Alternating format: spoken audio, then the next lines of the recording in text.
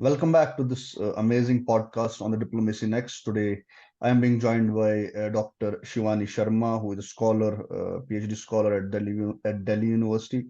And the topic is different. The topic is unique in its own right, and also the speaker is unique in her own, right. So there have been a norm that I use conduct podcasts on international relations particularly, but then given the way this topic is so amazing and so important, I have to actually roll it for the audience because basically it's about food ethics. That's a new thing to me as well. So along this conversation, I expect Dr. Shivani to actually delve deeper on this issue so that I may also have get a learning all along with the audience. Dr. Shivani, welcome to the podcast on the Diplomacy Next. Hi, hello, Mehrab. Thank you so much for having me here today. I think it's absolutely amazing that you are opening, your platform to people who actually want to talk about upcoming ideas. And I think that food ethics is something that interests people from all walks of life, whether we talk about, people who have an interest in food anthropology or history or cultural studies, ethics, policies. Everything is just so related to food that I think that this topic is probably one of the most important things that, So I'm quite caught up because the research I have done on this topic for 2 3 days now. Will you okay. start with the basic idea that what food ethics is all about, so that we can just carve out a conversation at the downstream of it? Yeah, sure.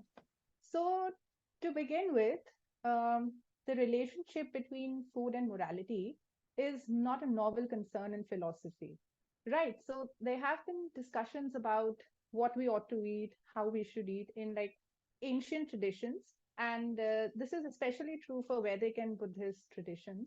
However, there was something very interesting happening there. Everyone was talking about food, and there was a lot of discussions surrounding food. However, all these discussions were related to further other ends. So they were not really about food, they were about other goals like spirituality, the character of people and social groups, or they were about the norms and cultural traditions, right? So food was only referred to indirectly in philosophy. Food ethics as a discipline seems to be moving away from this practice, and food is now at the center of philosophical discussions. So, food ethics is a recent discipline in applied ethics where we indulge in questions about the production, consumption, distribution of food. And on the other hand, we talk about what sort of principles or standards we can actually discuss when we want to further the idea of eating ethically. So, the assumption is that there is a right conduct and the principles or the ethical frameworks that we take into consideration help us understand how to actually indulge in eating ethically. Right. Also, another interesting aspect about food ethics is that it's very interdisciplinary in nature.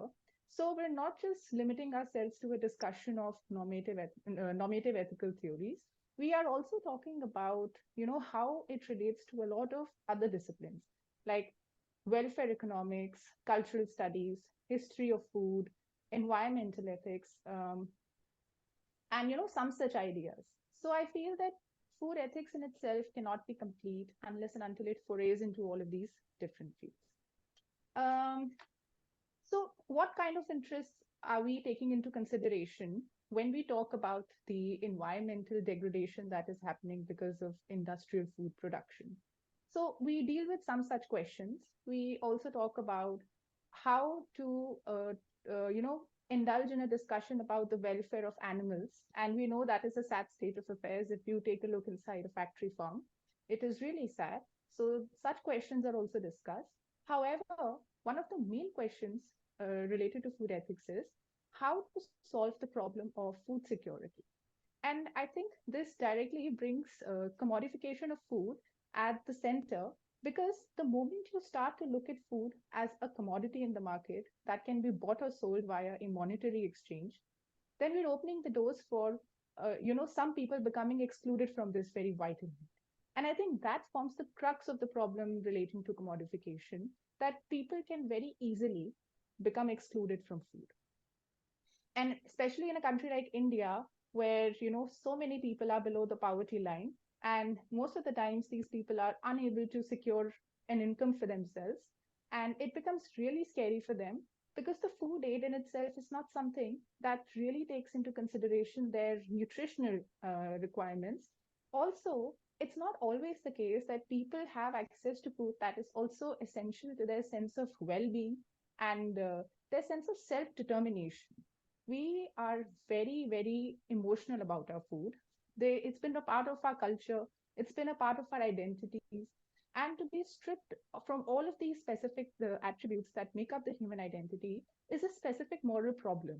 And in my work, I'm actually talking about why commodification of food, especially, is a problem. So, there are two problems that we're discussing. First is the problem regarding the ontological status of food. When you say that understanding food as a commodity is problematic, then you have to have some sort of a non market understanding of food as well. And only then can we say that, okay, this is a very limiting understanding of the richness of what food is. So, a proper contextualizing of food outside the market domain is what my work is actually directed towards. And it's a difficult thing to do because a lot of what we know about food is very vexed in the dimensions of cultural experiences of people, historical traditions, or how people have a relationship to food. So it's very difficult to actually isolate properties and say that, okay, you know what, this counts as food or this does not count as food. If we actually started to ask people, what do you think food is, then people would just be speechless, and they wouldn't actually know how to talk about specific properties that make a cuisine. It's not possible. This happens via cultural knowledge that is passed from one generation to another, or, as a group, people have a sense of self determination regarding the food that they eat. And this is passed on from one group to another. So, if you really see these perspectives, you get to the idea that, yeah, there are a lot of dimensions relating to food that are existing. And to just isolate all of these dimensions and talk about food as a commodity is a very problematic idea. It's not like a table or chair you can buy in the market, such that if you don't have the money and if you are not able to buy a table for yourself, it's going to really affect the quality of your well being or your life. But the same cannot be said about food. People do suffer a lot, and food is an essential requirement. Thus, Dr. Shivani, just a yes, moment. Once, yes, there is a very little amount of literature that's available, or that food, although as a material, is in the public discourse because it's part and parcel of the life. Coming to the yes. cuisines and then the different cultures across the world, or across India, across states, across regions, why do why do you see this discourse not building up when it comes to food ethics? What are the basic things that actually are missing in the public space or public domain, that so that we can actually there's a discourse that on food ethics can stem out on the very edifice itself. The reason is that we talk about every goddamn thing, but when it comes to food ethics and information related to food, see, I mean, there is a very fascinating incident that happened to me. I'm not into more kind of restaurants or kind of hotels or kind of different foods. Yesterday, I mean, I talked to my kids, I mean, at my in my class, and then they were asking me that where I have been absconding for 5 6 days. Actually, I was out of station. They told me that, what did you eat there? I said, for the first time I had chow mein, plus I have Shizwan something. And then they said, okay, they made me pronounce it the right way. It's just about things that we normally talk. But why do you see even globalization has not left any stone unturned when it comes to touching upon the lives of the people, the livelihoods of the people, the outlook of the people, the opinions, the other things that revolve around it. So why do I as a student or as a researcher or as somebody who's educated, why do people like us miss on it, on the food ethics and the question of food itself? Okay, so a very important reason for this is that ethics as a discipline in itself is not something that, has a growth rate, the way you look at other disciplines. right? And I think that has a lot to do with why the education system is also really prioritizing certain disciplines and areas of research over other ones. So the talk about food is something which is not considered to be, a very pressing issue for people, because they feel that this is the work of, we just need to be worried about the policy researchers. They will just come up with a perspective, and we can apply that policy to people and see that how it's going to really affect their lives. The problem is that there is not a single line of communication that is happening between different food ethicists. The idea is food ethics can be understood from 2 points of view, right? One is activism, and while a lot of people are indulging in grassroots movements, we understand that groups in small on a small scale are really talking about the injustices that they are facing, and we see a lot of organizations really fighting for their right to control the food that they eat, and the right to the right to produce the food the way they want to. The problem is that as researchers we are talking about philosophical food ethics, which in a way wants to really get to the bottom of understanding what exactly do we even mean by justice. So the problem is there are so many communities, and all of them are pursuing their own goals, and food justice can mean different things to all those different groups. The problem is that it's not possible for all of them to be moving in a single direction, because the issues relating to food are so diverse. For somebody, it could be about not being able to eat food that is very essential to their sense of being or cultural traditions, right? That could be a problem. For someone else, it could be about tribal groups that are really dependent on a piece of land for getting their food, and they're not getting access to food because their access to land has vanished.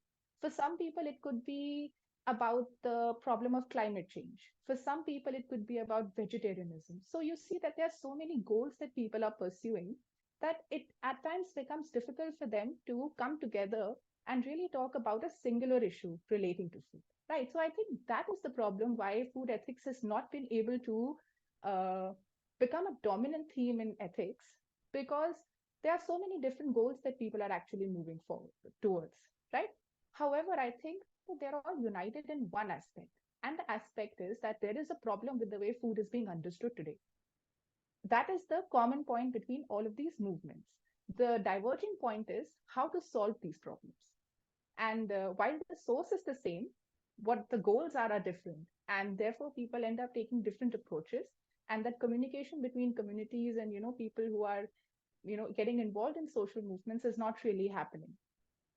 So I think that is probably And one of and the and reasons. and then so see, fair enough. I mean, this has been quite an interesting thing to learn about. It's a new thing to me, a new thing I hope to the audience or to the people who will watch this podcast. Yeah. But basically, now that it's the question or the topic is basically philosophical, that's why you drew a long path of calling that it has to do with food justice. And then there's also one Yeah. more thing that comes into this way is the food security. Basically, Yeah. what do you understand by food ethics as a person, and what do you want the people to understand more? I mean, being precise enough on this. To explain it in one line, Yeah, we just are in a talking line or about two. in a line. Okay, so let's not really get into the technical jargon. I'm just going to talk about this in one line as how I understand it. I think food ethics is about what sort of duties do we have towards others. So, for example, if I have a very secure lifestyle, and if I am able to have access to all the luxuries in the world, I'm able to buy all kinds of food that is also nutritionally adequate, culturally appropriate, and also I can afford it, then what obligation do I have to ensure that the other person also gets access to food?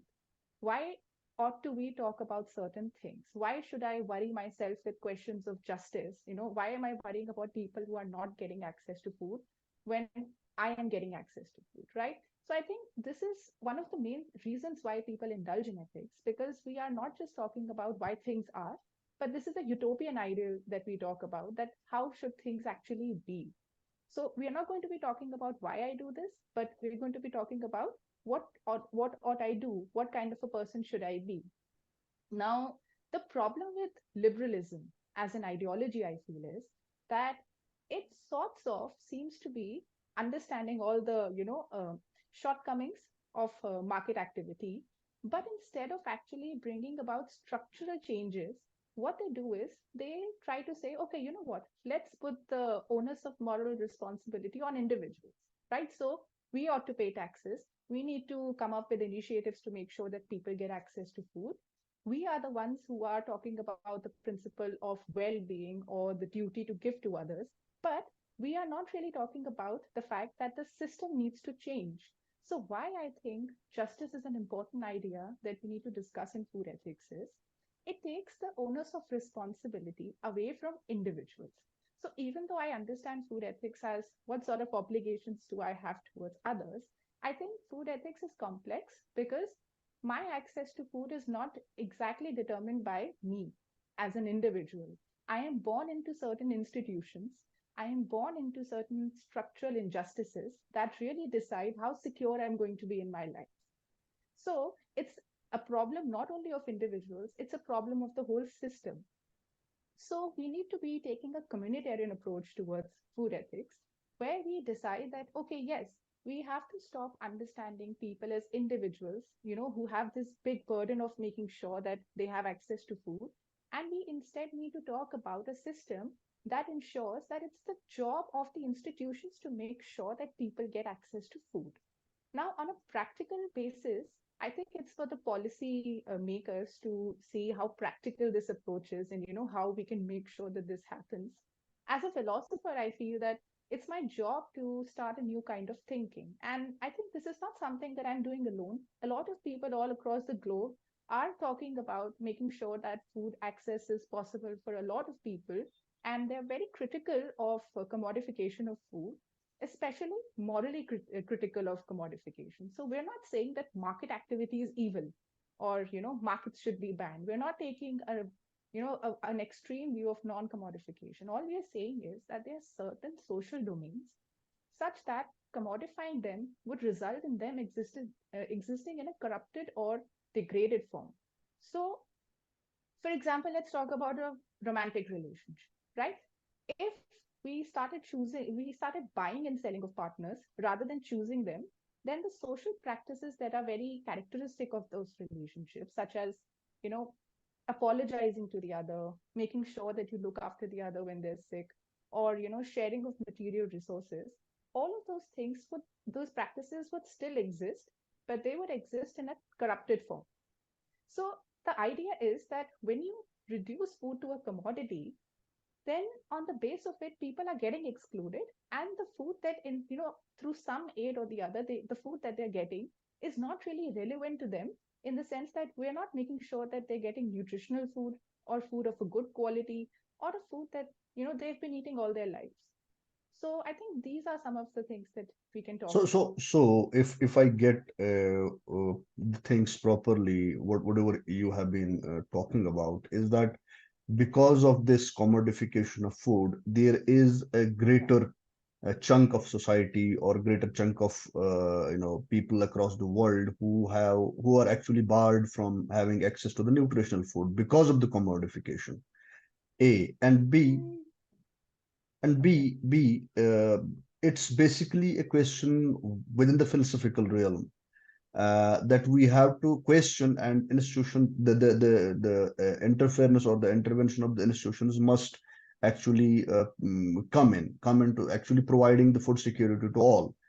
And what about the food industry that is related to this commodification? I mean, there are large amount of industries. There are big industries. There are other things that revolve around this discourse, and also there is one more thing that is when we talk about food security, food ethics, or something related to food. When we talk from the communitarian perspective, there is one thing that's missing is that this lots of advertisement, lots of thing, lots of discourse that's being snowballed around this commodity that actually is a reaction of is a result of the commodification of the food. So what about the food industry then? I mean, most of the people don't even have an idea about it, that how does food ethics and food industry and this corporate world, corporate backed system, globalization, technology, this is all just crept into this entire discourse. That's why it seems bit ambiguous. It seems bit kind of a cocktail that nobody is actually able to comprehend or identify. So where do you stand on that about the food industry and globalization and all this faff and flaff? Okay. Okay. So first and foremost, these processes are very important. So no, I don't think that that captures the entirety of the problem, that commodification is the reason why people are now suffering from nutritional deficiencies, or that's the main problem. The problem is that market economy is seeping into a society, right? So the entire society is being hijacked by these processes.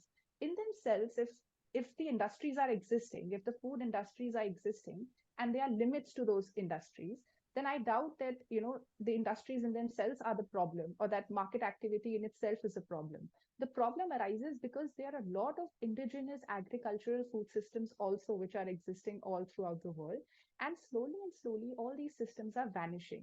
So what is happening is that initially a lot of varieties of crops and vegetables were existing, and now they are being traded for monoculture. So we are growing a lot of food, but only a singular, very limited kind of food. So the problem is that while the food industries do have a role to play, I think we really need to be talking about the limits to market activity. I think that is the direction that we need to be taking, not completely doing away with them, but then arguing that, okay, we have to make sure that markets do not take over all forms of food production systems, right? So there are still other systems that are in place, and we need to also make sure that the growth of such systems and is possible, and they're also able to adapt to the growing, industrial food systems. Because the problem is when you make one system very dominant, all these other local systems don't get a chance to actually flourish in the way that they would have otherwise. So I think, yeah, that is one point that Yeah, we were talking about in the middle of something. Yes. So the point is that the free choices that markets provide us are not exactly free. So a lot of times the decisions we make about what food we are buying are already controlled by the markets. They choose, what sort of products are going to get produced on a mass scale. How will they fill up the supermarkets? All those ideas are already, decided by the markets. So what we can actually hope for is some sort of limiting activity that helps us that helps us compartmentalize certain food systems so that they can also flourish in the same way that industrial food systems do. And when we talk about this entire thing of food ethics and the discourse that revolves around it, and why is there an importance that people must be aware enough, and there has to be an institutional interference within this thing in order to scare it off. And given the market economy's penetration into every segment and every domain of life and into this public discourse, there are the things that are important, that are critical to the life of a society or a community or an individual, that has to be the benchmark of the entire systems that are at work. So my issue is that what do you, as a scholar, as a researcher of food ethics, suggest as the measures that can help in building up a narrative, help in reducing the things that revolve around this?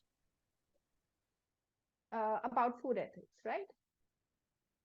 Or just so the thing is that it's not possible to suddenly tell people, okay, this is the reality of your food system. What we have to do is, I think, from a school level only, and I don't know why this is not happening in India, people don't really study ethics. It's not present in a lot of schools. We don't make people become aware about philosophical ideas. We are just moving in one or two directions, so we just give our students such a limited opportunity to learn about these issues, that by the time they are actually independent thinkers, they are aware about a lot of other things, but most people don't know how to give meaning to their lives, or how to understand certain important areas of their existence, like healthcare, education, food. A lot of times we don't really talk about these things in our curriculum, and I think something more needs to be done. I think we need to have changes in the education system where we also talk about philosophy from an elementary level, and start making sure that students are getting introduced to the ideas of ethics. I think those are, that's a very important move, so that people can, from an early age, learn to question things, because that is all what philosophy is about, to question something that is right in front of you, to actually look at everything with skepticism, to dissect the issue, to understand what sort of problems are underlying this superficial problem. So I think those things need to be inculcated into our curriculum. Okay, I mean, since now we have been talking about this food security, why does this kind of an element called food security creep in? Although you have dealt on this topic, I guess, in the middle of the conversation, food security, why, how is food ethics and food security kind of related to each other, and how important it is? Food security is very related because we are living in a world which is producing more food than ever. This is not a problem of scarcity. Thousands of, there are so many kgs of food that gets wasted every day on a daily basis. So when you talk about food security, I would have understood if the problem was because of lack of production, but that's not the issue. So the second we understand that there's a lot of food being produced and still people are starving because of a system that excludes them from getting access to food without money, or due to some distribution problems, or the point that food is has just become too expensive for some people to afford, I think food security becomes a very relevant problem in food ethics, because again we are talking about how things ought to be. If so much food is being produced, why are people not getting access to the food? Why, what system is preventing them from doing that? And So I think you have, that's why. see, you have fairly discussed about this topic called food ethics, and then the commodification of food and the philosophical underpinnings, and apart from that also food security. The topic is new, that's why maybe the audience will love it, for the reason because it's Yeah, important. It has to be in the public discourse, it it has to is. be part and parcel of things. You have joined us on a very short notice, Dr. Shivani. I'm so thankful that you just came in and joined me on a conversation like this, which is vitally important. I hope that next time around, whenever we are having a conversation on this topic, or there is an issue that figures up and surfaces up, and we'll definitely try to reach out for that. Thanks, and have a splendid day Definitely. ahead. Thank you so much. Thank you so much. Thank you so much.